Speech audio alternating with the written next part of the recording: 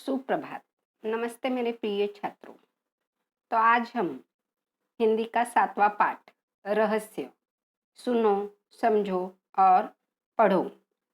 यह जो पाठ है रहस्य, तो यह समझकर लेंगे। और इसके जो लेखक है तो डॉक्टर हरिकृष्ण देवसरे। तो इनका परिचय हम देखेंगे। तो जो डॉक्टर हरिकृष्ण देवसरे है तो इनका जन्म 1940 नागौद मध्य प्रदेश में हुआ है और मृत्यु 14 नवंबर 2013 में हुई है। इनकी प्रमुख रचनाएं संपूर्ण बाल विज्ञान कथाएं। परिचय। डॉक्टर हरिकृष्ण देवसरे जी ने बाल साहित्य रचना और समीक्षा के क्षेत्र में प्रशंसनीय योगदान दिया है। आपने अपने पुस्तकों का संपादन कार्य भी किया है।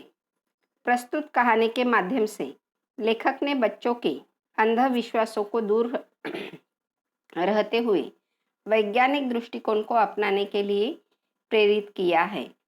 तो रहस्य यह जो कहानी है तो यह कहानी जो अंधविश्वास होता है लोगों के मन में, किसी बात को लेकर डर, यानी जो पुरानी हवेली रहती है तो वहाँ पर भूत रहता है या बिल्ली ने रास्ता काट दिया, तो यह सारे क्या है, अंधविश्वास से हम देखते हैं।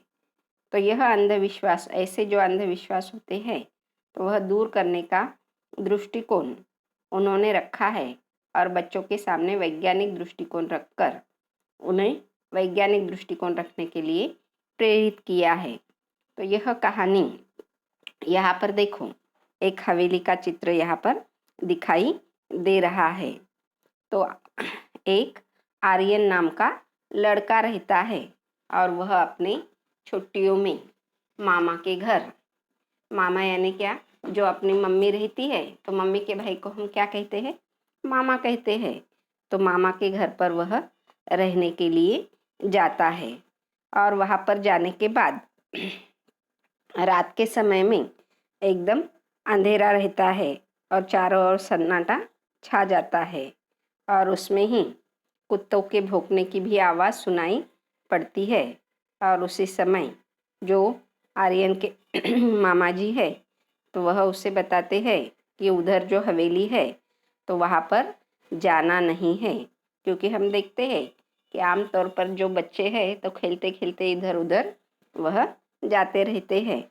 तो आर्यन के मामा जी आर्यन को समझाते हैं कि उस हवेली में भूत रहता है, भूतों का डेरा है, इसलिए इस हवेली में जाना है क्या, नहीं जाना है।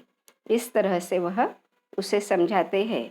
मगर आर्यन जो है तो भूतों पर वह विश्वास रखता है क्या, नहीं, क्योंकि वह पढ़ाई करता है और वैज्ञानिक दृष्टिकोण उसने अपनाया हुआ है। तो वह मन ही मन मुस्कुराता है और भूत कुछ होते नहीं हैं, यह उसे मालूम है। तो फिर उस रात आर्यन सोते समय सोचता है कि वह हवेली में जाकर पता लगाना पड़ेगा कि उसमें क्या चलता है और लोग इस हवेली में जाने के लिए क्यों डरते हैं। तो वह रात में तय करता है कि उस हवेली के बारे में उसे जानना है। फिर इसके बारे में जो उसके मामा की लड़की है, और मामा के लड़की का नाम है कनिष्का, मामा के लड़की का नाम क्या है, कनिष्का। देखो यहाँ पर चित्र में दिखाई दे रहा है। तो यह जो कनिष्का और आर्यन है तो फिर उसके बारे में, वह हवेली के बारे में आर्यन कनिष्का से बात करता है और वह उससे सहायता मांगता है।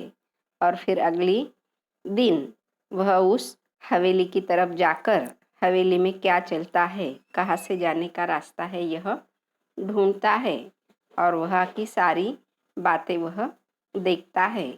और उसके बाद घर पर आने के बाद वह अपने मामा जी को, जो हमारा परिवार है तो हंसी खुशी जो परिवार है तो उसके हम फोटो निकालेंगे, इस तरह से आर्यन अपने मामा जी से कहता है। और मामा जी फिर क्या करते हैं कि उनके पास जो कैमरा है तो वह कैमरा आर्यन के हाथ में देते हैं और परिवार के उस दिन फोटो खींचे जाते हैं और वह कैमरा फिर आर्यन अपने पास रखता है। और उसके बाद वह कनिष्का से कहता है कि हम रात के समय में उस हवेली में जाएंगे और वहाँ पर क्या चल रहा है तो उसके फ़ोटो हम खींचकर लाएंगे। और फिर रात होने पर रात के समय में वह उस हवेली में जाते हैं तो वहाँ पर जो डाकू लोग रहते हैं, लूटपाट करने वाले जो लोग रहते हैं, तो वह वहाँ पर रहते हैं। खाने पीने की बातें उनमें चल रही है। और फिर अंधेरा होने के बाद जब वह जाते हैं तो वह देखते हैं कि वहाँ पर बड़े बड़े मूँछों वाला एक इंसान है और वह सारे कैसे दिखते हैं, हट्टे कट्टे तगड़े और बड़ी बड़ी मूँछ वाले, पगड़ी बांधे हुए वहाँ पर लोग हैं। और वह सारे कैसे हैं, हट्टे कट्टे हैं और उनके चेहरे कैसे हैं, बहुत ही डरावने हैं और वह खाना खा रहे हैं।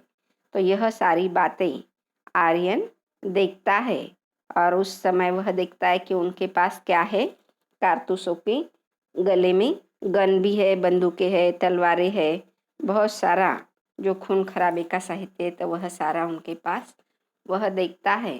तो वह क्या लोग हैं, चोर गुंडे जो डाकू लोग होते हैं, तो वह लोग वहाँ पर रहते हैं और वह लोगों को ऐसा एहसास दिलाते हैं कि यह भूतों का डेरा है। और उस समय फिर आर्यन उनके क्या करता है, खिड़की में से फ़ोटो निकाल लेता है और वह फ़ोटो फिर अपने मामा जी को दिखाता है। और उसके बाद वह फ़ोटो वह पुलिस थाने में जाता है और वहाँ पर जब वह थानेदार को यह सारी बातें वह बताता है तो थानेदार वहाँ पर क्या करते हैं, फिर छापा मारते हैं और यहाँ पर भूत कुछ रहते हैं क्या, नहीं। तो यह खूंखार जो डाकू है तो उनको पकड़ने में फिर थानेदार को यश आता है।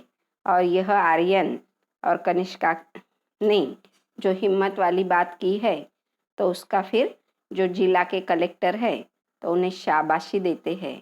और फिर गणतंत्र दिवस यानी 26 जनवरी को उन्हें राष्ट्रपति के हाथों से वीरता पुरस्कार का भी सम्मान दिया जाता है।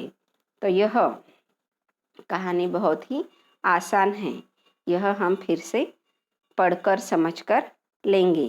तो यह पाठ जो है तो आप सभी को पढ़ना है। तो धन्यवाद छात्रों।